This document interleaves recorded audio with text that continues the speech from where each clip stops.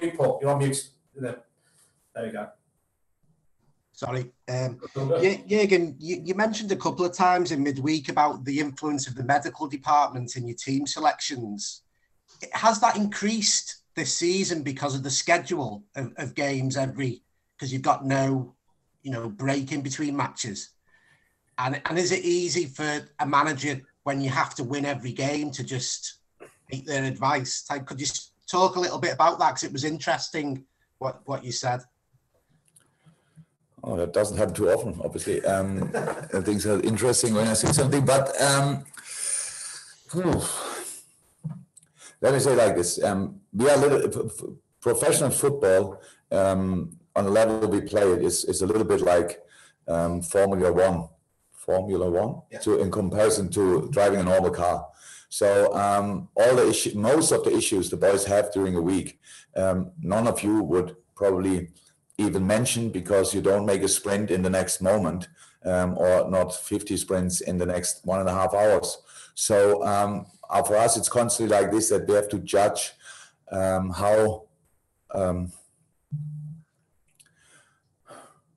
what is normal in that moment. So what the boys feel or the physiotherapists feel, touching their muscles, and what is a bit too much, and where do we have to be careful, and where can we just ignore it, and all these kind of things.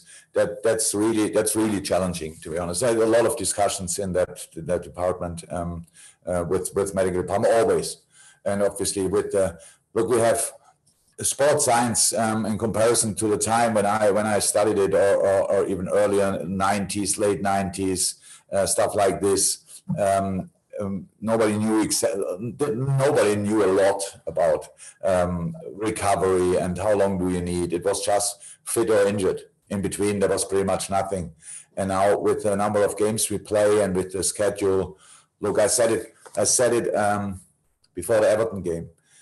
A massive challenge for us is when the boys play on Wednesday night already, and then you play.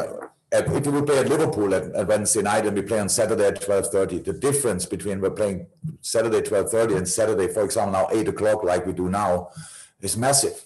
It's massive, these few hours, because the body needs a specific amount of time to recover, and nobody can increase that or make it quicker. It's not that we say, okay, I mean, you can do it obviously with some things, but you cannot do it in 20 hours. So that's how it is. We always have this problem around the Christmas period where nobody's interested listening about the Boxing Days, and 2 days later play again, and all these kind of things. It's a challenge, and we deal with human beings. So we ask for a lot, but we cannot perform wonders or miracles. It's just not possible. So, but they have to go again, and nobody cares about when they played the last time. So that's a situation where the medical department and the coaches are obviously very often in conversations about that, and it's difficult to judge that. Sometimes, I would say most of the time, we are probably right. So all of us, we find the right solution. Sometimes we have no idea what really will happen, and pray or hope for the perfect outcome. So that's it. That's why it makes it so tricky in these times. But it's for all the teams who are involved in international football. It's all the same, and but we don't play them all the time. We play teams who play last Saturday or last Sunday the last time. So that makes a massive difference. So probably people think that is fair enough because that's one team has more players or whatever, better players, and the other team has more time to train. Yes, that's the situation. Not since yesterday, that's the situation. But this year, with the triple headers in the international break, if you want, that's really new. That was never before. And then it was an incredible challenge to play the 12:30 game on Saturday, because the South American guys came back. I don't know when, and from Peru, which is absolutely incredible. For that, we played an absolutely exceptional game. So that's why. Yes, we have a discussion with the medical department. Of course, we take their advice. I will not, when the doc comes to me and tells me this player cannot play, and I cannot say, yes, he can. So I have to wait until the last minute pretty much to make my final decisions in these weeks.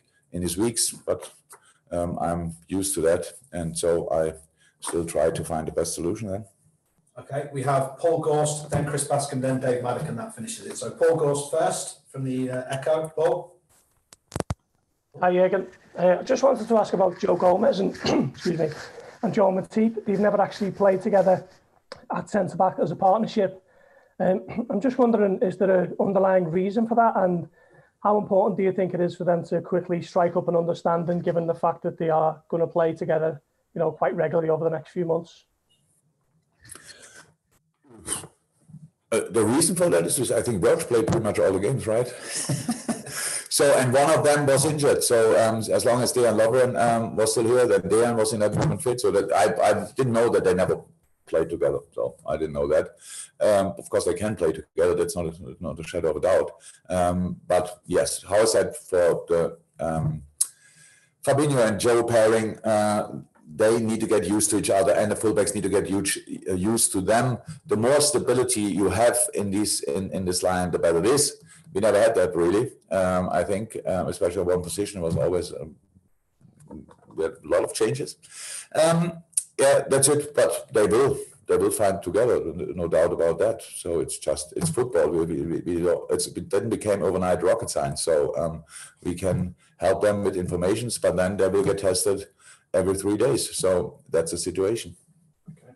Chris Bascombe, and then we're going to finish with Dave Maddock. Hi again. Just following on what you just said about to Paul earlier on about the medical thing. Does that mean that you think that every coach is probably the most challenging season you'll have ever had? I mean, there could possibly nothing compare to this. Yes, definitely. It will become. It is already and will be more. So life is more challenging than what I ever experienced in my life, and as with football, not different. So it's no different. That's what we are talking about constantly. But we try to find solutions, and we need help from everybody. It's like just to bring the boys through it. So in the end, everybody wants.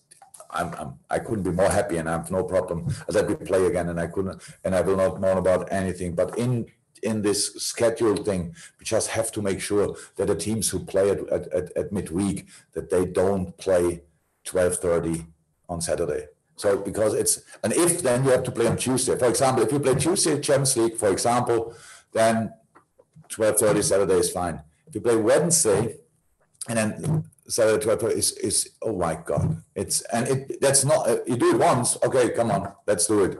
But you do it twice, 3 times, stuff like this. That's the problem. Man. That's really the problem. We need to have the time to rest them. I know people don't want to hear that, and we can go back then to all the other things what people say about professional football players. But in the end, what I said, it's like Formula One. Everybody can drive a car, but it's difficult to drive at 300 miles per hour in a pretty close area, and then you hope that your brakes work. And that's pretty much what professional football is, all on highest speed, all with highest intensity. And for that, you need the best brake you can get, brakes like in a car, and the most time you can get. And that's all. I'm not from 100% not the only one who thinks like that. I know that all the other managers involved in international football see it exactly the same, but how we know that doesn't change a lot usually. Fantastic. Thank you, Chris. And then to finish, Dave, your last questions in this part. Jurgen, hi. Hello. I kind of feel that you would want to say something about Marcus Rashford and the incredible thing that he's done, but also the incredible reaction up and down the country. People, businesses, people are all donating to sort of help against food poverty. That actually includes as well fans who are not paying pay-per-view, but instead donating that money to sort of food banks as well. And I imagine that is clearly something that you would have something to say, to support and have something to say about.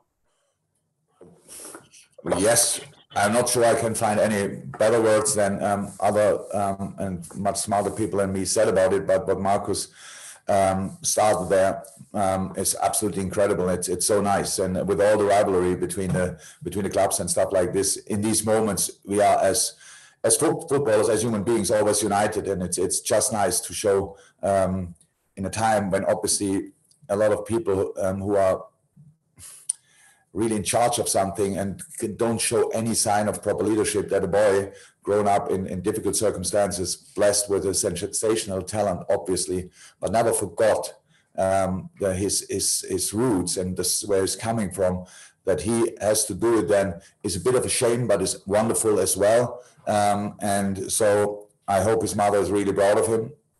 I don't know him, but even I am. And he plays for United, that makes it really tricky. But it's really an absolutely wonderful, wonderful thing.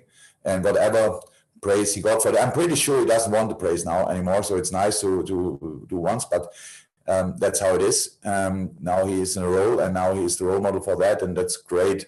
And will not distract him from his football things. But yeah, absolutely great, and yeah, happy about it. And it does seem like the cities of Liverpool and Manchester are quite united on that, despite that rivalry, as you just pointed out, which is another incredible thing. Yeah, what I heard about Liverpool and Manchester and United years and years ago, we were already a United, but that's long ago. But yes, that just shows that football can do really wonders in moments. Or it shows as well that the subject is really serious. That's why everybody puts the rivalry aside and just thinks about the more important things in life. And how is that? Really happy that we can show this solidarity in these moments. Thanks, guys. Thank you, Jurgen. Okay, see you all before the game on Tuesday. That's us. Thank you very much.